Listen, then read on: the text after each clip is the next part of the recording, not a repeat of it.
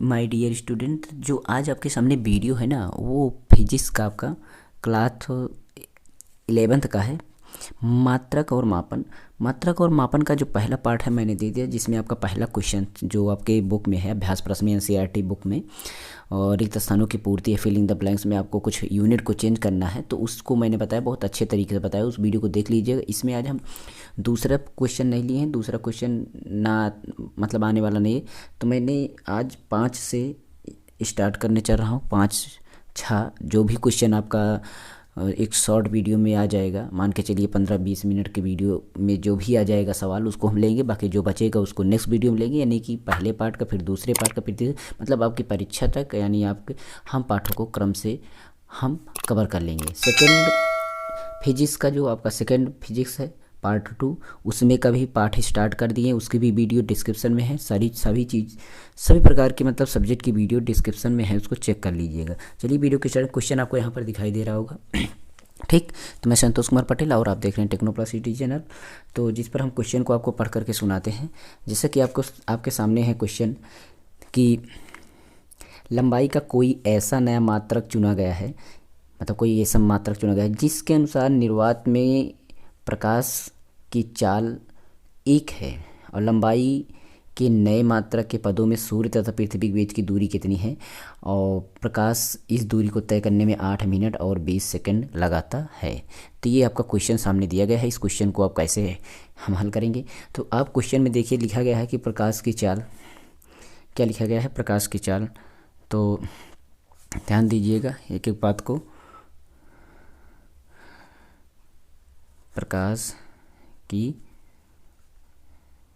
चाल, प्रकाश की चाल दिया गया है 1 मात्रक। ठीक, मतलब 1 मात्रक दिया गया है। उसके बाद आप देखिए प्रकाश द्वारा लिया गया समय, प्रकाश द्वारा जो समय लिया गया है वो देखिए, समय आपका दिया गया है कितना, समय को आप टी बोल सकते हैं। दिया गया है आपका 8 मीटर, 8 मिनट 20 सेकेंड, ये आपका दिया गया है। उसके बाद आप प्रश्न में देखिए, एक तो आपको कुछ मिल रहा है, नहीं मिल रहा है तो ठीक है, इसको आप कैलकुलेट करिए पहले। तो अगर हम 8 को, जो 8 मिनट है उसको अगर हम टोटल सेकंड में बदलें, 8 मिनट, 1 मिनट में 60 सेकंड होते हैं, तो 60 से गुणा कर दीजिए, तो 8 मिनट में जितने भी सेकंड होंगे वो, और प्लस ये 20 सेकंड, ये टोटल मिला करके आपका हो जाएगा सेकंड में, यानी कि 6 8 48, 480 और 20, ये कुल मिला करके 500 सेकंड हो गया। कितना, 500 सेकंड। तो 500 सेकंड हो गया आपका टाइम। क्योंकि आपको पता ही होगा कि सूर्य से पृथ्वी के बीच की जो दूरी है,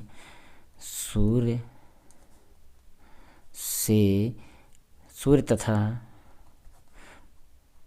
मतलब पृथ्वी के बीच की दूरी, सूर्य तथा पृथ्वी के बीच की दूरी जो है, की दूरी वो किसके बराबर होती है, प्रकाश के चाल, प्रकाश की जो चाल होती है उसमें लगा समय, प्रकाश की चाल मान लीजिए x है, तो उसमें लगा समय, गुणा लगा समय, उसमें जो भी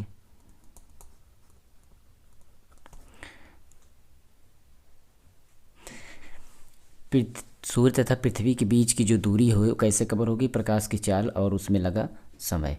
तो इसको हम करेंगे तो आपका हो जाएगा क्या, 1 मात्रक आपका प्रकाश चाल, 1 मात्रक आपका प्रकाश चाल है, वो भी सेकंड -1 में, और गुणा में आपका 500, समय कितना है, 500 सेकंड है।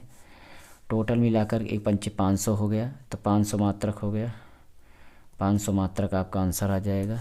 ये आपका इस प्रश्न का उत्तर होगा। समझने की कोशिश करिए।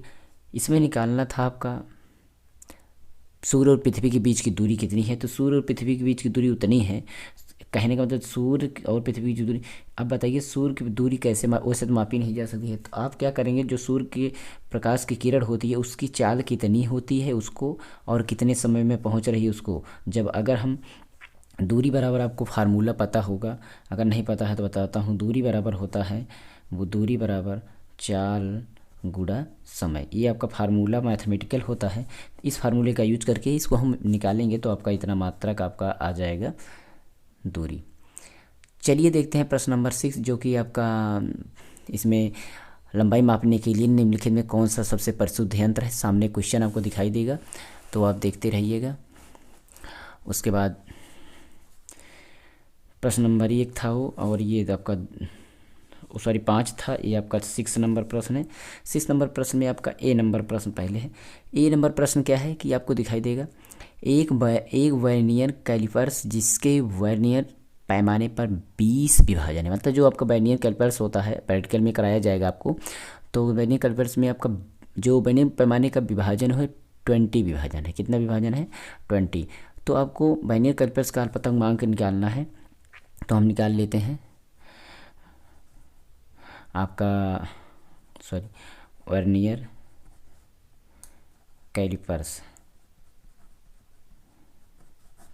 कैलिपर्स का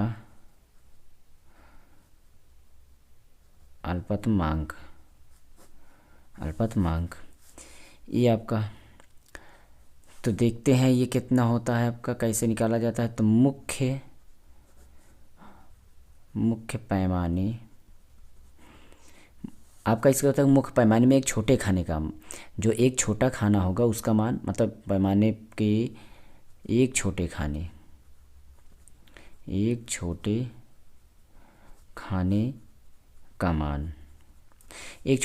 का मान और जितना आपका वर्नियर पैमाने पर विभाजनों की संख्या है। तो आपको कितने विभाजन, ये आपका प्रैक्टिकल में मिलेगा, ये आप याद कर लीजिएगा, बहुत ही काम आता है। प्रैक्टिकल में भी आप इसका यूज करेंगे। वर्नियर का पैमाने पर जितना विभाजन है उसको विभाजनों की संख्या।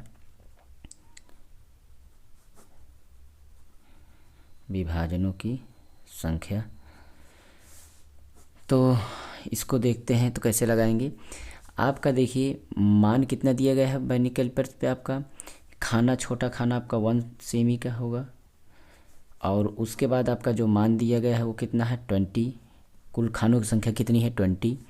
तो इसको हम डिवाइड करेंगे, तो देखिए 20 से इसमें आपका पहाड़ा जाएगा नहीं, यानी कि इसको हम 0, तो पहले दशमलव लगा ही है, 0 लगाए तो आपका 1 10 बढ़ा, और उसके बाद ज़रूरत पड़ी तो हम अब भी नहीं कटेगा, 1 0 और बढ़ाते हैं। उसके बाद हम पढ़ेंगे 20 पंचे 100, क्योंकि 1 0 और बन जाएगा। इस तरीके से इतना सेमी आपका इसका आंसर आ जाएगा। ये आपका ए का उत्तर हुआ। और बी का आपका प्रश्न में देखेंगे, बी का आंसर आपका कैसे निकालेंगे। इसमें लिखा गया कि एक स्क्रू गेज जिसका चूड़ी अंतराल 1 mm है, मतलब चूड़ी अंतराल आपका 1 mm दिया गया है, और उसके साथ साथ वृत्तीय पैमाने पर 100 विभाजन भी है, मतलब विभाजन की संख्या भी 100 दी गई है। चूड़ी अंतराल जो आपका मान जो दिया गया है वो आपका 1 mm दिया गया है, और तो विभाजन है। तो इसके लिए आपके सबसे परिशुद्ध यंत्र कौन सा होगा, कौन सा यंत्र हम यूज करेंगे इस शुद्धता के लिए, तो उसको हम अल्पतमांक निकालेंगे। कौन सा अल्पतमांक, वर्नियर्स होगा, स्क्रू गेज होगा, कौन सी मान हम इसमें यूज करें, कौन सा यंत्र, यही चीज़ हमको निकालना है। तो यहाँ पर हम स्क्रू गेज का इस्तेमाल करेंगे, क्योंकि आपको दिया गया है उसमें कि स्क्रू गेज, प्रश्न में ही लिखा गया स्क्रू गेज, ठीक है। स्क्रू गेज का अल्पतमांक कैसे निकाला जाता है, एकदम सिंपल, जैसे इसमें था वर्नियर कैलिपर्स में आपका ऐसे होता है जो खाना, तो एक खानों की संख्या आपका यूज किया था। चूड़ी अंतराल में आपका चूड़ी कितनी गई उसके आधार पर, मतलब सेम जो उसमें फार्मूला वही फार्मूला इसमें एक खानों की संख्या, छोटे खानों, तो इसमें एक चूड़ी की संख्या करेंगे, मतलब चूड़ी अंतराल कितना हुआ, चूड़ी अंतराल, ठीक। और अपान में आपका क्या होगा, वृत्तीय पैमाने पर विभाजन से, वृत्तीय, क्योंकि चूड़ी जब ऐसे लगे तो वृत्तीय कक्ष में घूमे, तो आपका वृत्तीय पैमाना, यानी कि वो चूड़ी किस अंक पर रुक रही है उसको देखेंगे। वृत्तीय पैमाने पर विभाजनों की संख्या, कितना विभाजन दिया गया है, विभाजनों की संख्या। तो हमेशा संख्या आपको क्या पता मिल जाए। तो यहाँ पर देखते हैं, तो हमारा चूड़ी अंतराल हम 1 mm होगा, इसमें 1 mm का होता है, उसमें 1.1 cm का होता है, तो 1 mm हो गया आपका। कहने का मतलब mm cm को आप समझ सकते हैं, चाहे mm लिखे चाहे cm लिखे, बात एक ही है।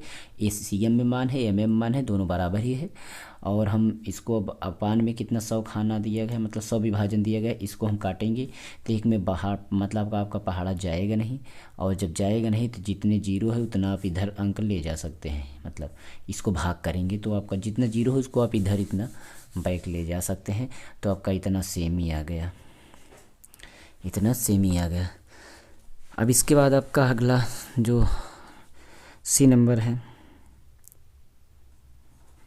मतलब कोई प्रकाशीय के यंत्र जो है, कोई प्रकाशीय के यंत्र जो प्रकाश की तरंग दैर्घ्य की सीमा के अंदर लंबाई माप सकता है। अब प्रकाशीय के यंत्र के लिए कौन सा हम यूज करेंगे, तो प्रकाशीय के यंत्र के लिए तरंग दैर्घ्य की कोटि जो होती है आपको पता होना चाहिए, क्योंकि आपकी कितना कोटि है प्रकाश की तरंग दैर्घ्य प्रकाशीय के यंत्र के लिए।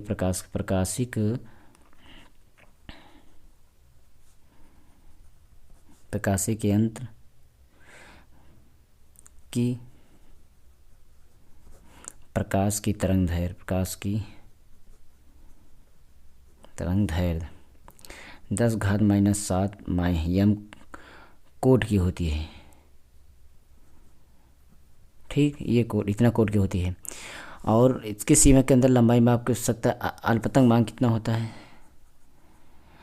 आपका, अल्पतमांक जो होता है, अल्पतमांक कितना होता है आपका 10⁻⁷ m को हम जब इसको कन्वर्ट करेंगे m से cm में तो आपका -5 हो जाए, क्योंकि इसमें 1 मीटर में 100 सेंटीमीटर होता है। उसी तरीके से इसको हम जब करेंगे डिवाइड तो आपका ये, तो अब इसको हम 100⁻⁻5 का मतलब समझते हैं, या तो आप इसको 1/10⁵ लिखेंगे प्लस में, या तो आप इसको इस तरीके से लिखेंगे, अगर माइनस में है तो इसमें जाएगा और प्लस में हो तो इसमें जाएगा। तो इसी तरीके से माइनस में इधर जाएगा तो ये आपका कितना अंक जाएगा, -5 अंक जाना है, -5 अंक आपका जाएगा।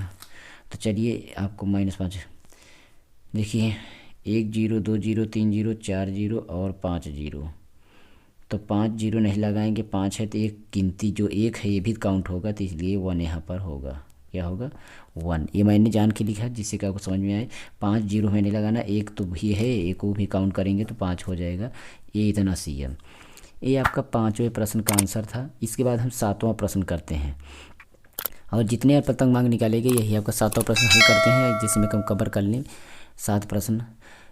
प्रश्न नंबर 7 आपको सामने दिखाई दे रहा होगा, जिसमें लिखा गया है कि कोई छात्र 100 आवर्धन के एक सूक्ष्मदर्शी द्वारा देखकर मनुष्य के बाल की मोटाई मापता है। मतलब सूक्ष्मदर्शी है, आवर्धन होता है उसमें क्षमता, तो उसमें हमारा कितना दिया गया है 100 आवर्धन दिया गया है, और वह 20 बार परीक्षण करता है, 20 बार उसका परीक्षण किया गया, और उसे ज्ञात होता है सूक्ष्मदर्शी के दृश्य में जो क्षेत्र में बाल की औसत मोटाई जो है 3 में है, तो बाल की मोटाई का अनुमान क्या है, मतलब शुद्धता निकालिए उसकी, कितने शुद्ध हमारा बताया जा रहा है। चलिए पहले देखते हैं क्या क्या चीज़ दी गई है। तो सूक्ष्मदर्शी का आवर्धन क्या होता है, सूक्ष्मदर्शी, ये 8 नंबर है, सूक्ष्मदर्शी का आवर्धन बराबर सूक्ष्मदर्शी द्वारा मापी गई मोटाई। सूक्ष्मदर्शी मतलब सूक्ष्मदर्शी आवर्धन कैसे पता चलेगा, सूक्ष्मदर्शी द्वारा जो मोटाई पतलाई जो भी नापते हैं वो, और उसकी वास्तविक मोटाई, मतलब असल में क्या है जो हम देखें वो वाली, और वास्तविक मोटाई क्या है वो वाली, ये दोनों अनुपात में आपका होना चाहिए, मतलब बटा में होना चाहिए। क्या चीज़ मैंने बोला, जो आपने मापा वो, और जो आपका वास्तव में वो है वो। तो ये हमारा देखिए वास्तविक मोटाई यहाँ पर जाएगा, वर्धन आपका यहाँ पर आएगा, जब मोटाई निकालना है हमें तो वास्तविक मोटाई बराबर क्या होगा, तो आपका वास्तविक मोटाई आपका सबसे पहले नंबर तो हमारा आवर्धन 100 दिया गया है, और औसत मोटाई आपका जो मापी गई मोटाई औसत मोटाई आपका दिया गया है 3.5 mm, और आवर्धन आपका दिया गया 100। ये आवर्धन इधर जाएगा और ये आपका इधर आएगा, ध्यान दीजिएगा। तो इसको हम जब डिवाइड करेंगे तो 1 अंक पे दशमलव, ये तो है ही, और 2 0 का और जाएगा, दशमलव इधर भागेगा। देखिए 1 अंक ये है तो 2 0 मतलब 2 अंक, एक और ये 0, कहने का मतलब आपका 0 के बाद इतना m आ गया। कैसे, 2 0 का मतलब 1 अंक ये, 1 0 लगा दिए तो हो गया दशमलव इतना, ये आपका इतना आंसर आ गया। इस तरीके से सेकंड पार्ट था, ये हमने 8 प्रश्न तक ले लिए, उस 7 प्रश्न तक। इसके बाद 8वां प्रश्न चलेगा, 8वां प्रश्न के बाद 9वां 10वां जितना भी होगा मैं यहाँ पर हल कराऊंगा धीरे धीरे। इसको हम 2 4 5 पार्ट में जितना भी पार्ट होगा पूरा कर लेंगे, ठीक है। तो इतना ही था, नेक्स्ट पार्ट फिर फिर आएगा। जस्ट आप हमारे चैनल को डिस्क्रिप्शन में जरूर चेक कर लीजिए, सारी प्ले लिस्ट है, इसका पिछला वीडियो भी है और उसके बाद सेकंड पार्ट, सेकंड फिजिक्स का भी आपका वीडियो है और सभी केमिस्ट्री का भी है, केमिस्ट्री का भी चला रहे हैं, सभी चीज़ देख सकते हैं हमारे चैनल पर आपको मिलेगी 100% best of video. Okay, good bye.